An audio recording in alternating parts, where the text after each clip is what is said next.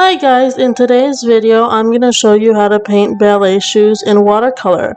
Now the first thing I'm doing is taping down my paper with washi tape so it doesn't warp too much. When you're doing this, make sure to either use washi tape, something that specifically says painter's tape or masking tape, because otherwise if you use a different kind of tape it might rip the paper. So I don't want to miss what I'm doing right now. I usually just dry my paints in a palette, but I've decided to just give this a shot working straight from the tube because I think it might be easier to mix larger quantities of paint when I'm working larger scale. So we'll just see how it goes. I might go back to using my palette with my dried paint in it or not. So it's just an experiment, but right now I'm working on the background, and as you can see in the reference photo, the background is blurry, so I'm going to do this wet on wet. And so wet on wet is just where you wet the paper with water first, and then you put the paint down on the wet paper. And because watercolor is activated by water, the second that paint touches the water, it will disperse, as you can see here, but it won't go past where you put down the water. And something to know is that different pigments and different brands of paint disperse more or less. This brand that I'm using right now is called Holbein, and it doesn't include dispersal agents such as oxgall that make the paint spread more. But that doesn't mean that you can't, if the paint spreads more, it might be a little harder to control, but that doesn't mean that you can. If you can paint with one brand of watercolors or one kind, you can paint with all of them. It just might take some adjustment. So you can see that it is dispersing. And just to quickly go over my supplies, like I said, I'm using Holbein watercolors, Arches 140-pound cold pressed paper, and paper is super important. If you can only invest in one really good watercolor supply, I would recommend 100% cotton paper. I know apart from Arches, there are Saunders, Waterford, Fabriano Artistico, Canson Heritage. I know Winsor & Newton has cotton paper, and Mule, I'm saying that wrong, has a couple different kinds of cotton paper, and they will each respond differently to watercolor, and so it might take some experimentation to see which paper you like best, but paper is so important to me. To me, it's the most important. Cotton paper, like the ones I just mentioned, you can do so much more work on them. They absorb so much more water and take so much more paint than wood pulp paper, but that being said, as long as you're painting and making art, I think that is the most important thing. And then for my brushes, I'm using Escoda brushes, the Perla series, and a Princeton Neptune flat brush. So I've started working on just the ribbon and the skin. For my skin tone, I like to paint skin tones in a kind of exaggerated way and really bring out those colors. So I tend to use primary colors. In this painting, I believe I did this painting last week, and I'm definitely not organized enough to remember or write down exactly what colors I use, so forgive me, but I definitely used a warm yellow. In this case, I used a Dinalone, I said that wrong, yellow, deep, never mind, okay, I used a warm yellow, I used an ultramarine blue, and I used quinacridone red, and I might have used a violet, but basically just the primary colors may be actually a phthalo green, which is a really unnatural bright green, but it really mixes well. It can make some really beautiful dark purples, and even black when mixed with some reds, like a purpley black, and maybe a violet color here and there. I don't really use very many earth tones. Sometimes I use a sepia, but I prefer to just mix my skin tones from primary colors or secondary colors because it's easier for me to exaggerate the colors that way.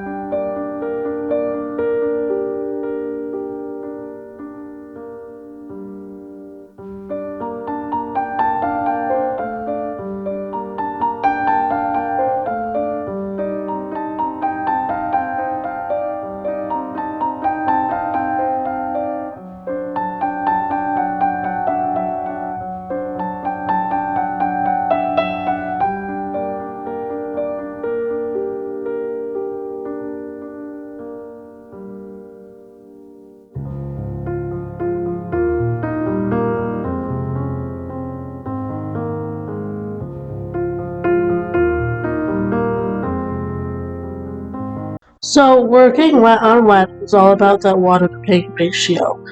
And hopefully you can kind of see that better because I have zoomed in on this segment. So if you have more water and less paint on your brush, the water will, or the paint will disperse more, whereas if you have less water and a lot more paint on your brush, the water will disperse less. So it's all about learning to control that water to paint ratio, and learning about like how your paper reacts to paint, because some paper and paint, like some paper will cause the paint to spread more, and some, like I said, brands of paint spread more, some even just pigments spread more. So watercolor is a pretty complex medium, so it's really important to really get to know your supplies and yeah, just keep experimenting and practicing.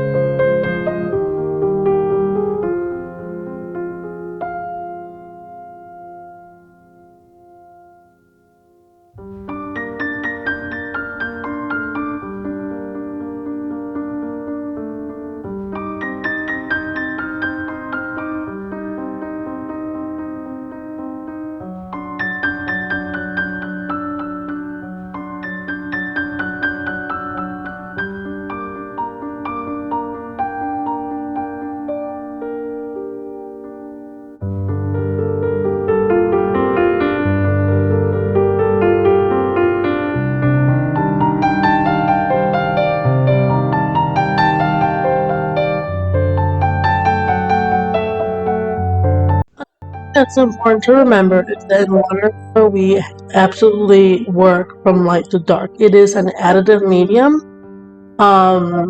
meaning that once you go too dark, it's very difficult to go light again. Something you can do is try and lift, which is kind of where you try and take away paint. One way of doing this is like putting some clean when the paint is already wet. So this can work when the paint is already wet. You kind of put some clean water down with your brush. You clean off your brush, you dry it, and then you try and like pick it up with that dry brush. If the paint is already dry, you can try to do this thing called scrubbing, where you like take some water, some clean water, and a brush. Like a chisel tip brush works better for this because I've done it with a round brush and it kind of like ruined one. So try to use a flat brush or a brush that's made specifically for scrubbing. You just kind of scrub it and try to lift that paint, but the thing is that not all pigments, some pigments are staining. It's called staining. So it's really just best to, if in doubt, when you're in doubt, just go what you think may be too light, because you can always go darker, but you can't always go lighter.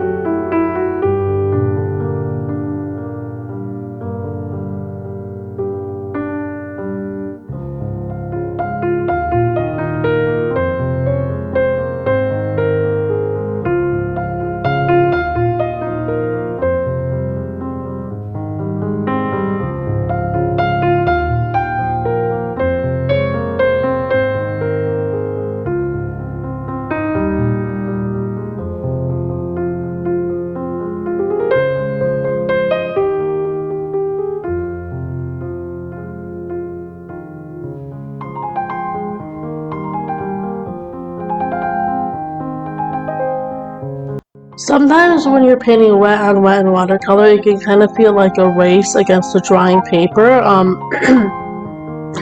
You know, if your paper starts to dry, I mean, it's gonna dry, right? As soon as you wet it, when you're done wetting it, it starts to dry. But if it starts to get too dry and you keep working at it, it'll create this texture called the bloom. And I'll make a different video where I go more into blooms. But there are so many videos on YouTube about blooms and stuff like that if you're interested in learning more about them. But for the purposes of this video, I'll just say it's kind of like a kind of like texture. It looks, some people call them cauliflowers. So just be careful. Like if you notice that your paper is getting hard to work and harder to work on, and you're getting more textures or these weird kind of textures, just like stop, right? Just stop, let it dry, and then go in and add another layer, which you will be able to do if you're using cotton paper. Another thing about wood pulp paper is that it's very difficult, at least for me, to layer on. Something that'll happen is that when you go to add that second layer, because the paper's not very absorbent, the layer underneath the first layer lifts up. And that's one of the reasons I love using cotton paper like Arches. Actually, Arches is my favorite.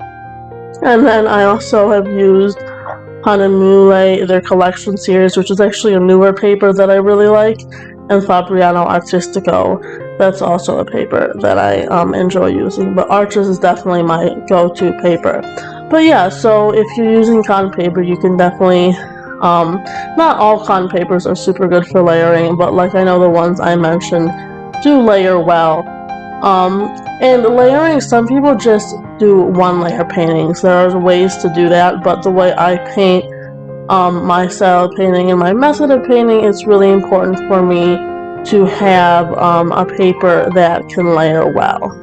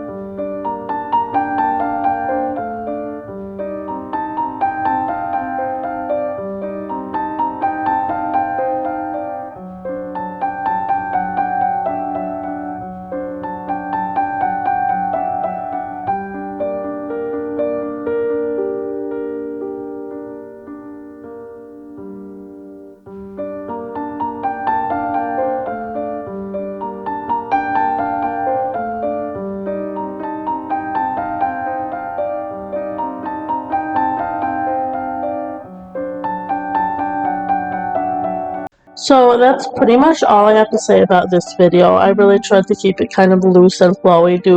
I did pretty much all of it wet on wet. And yeah, I'm just gonna let the rest of this video play. It's kind of a longer video, so hopefully you can kind of enjoy it with the music, and I hope you learned something. Let me know if you have any questions in the comments below, and I'll see you next time. Thanks, bye!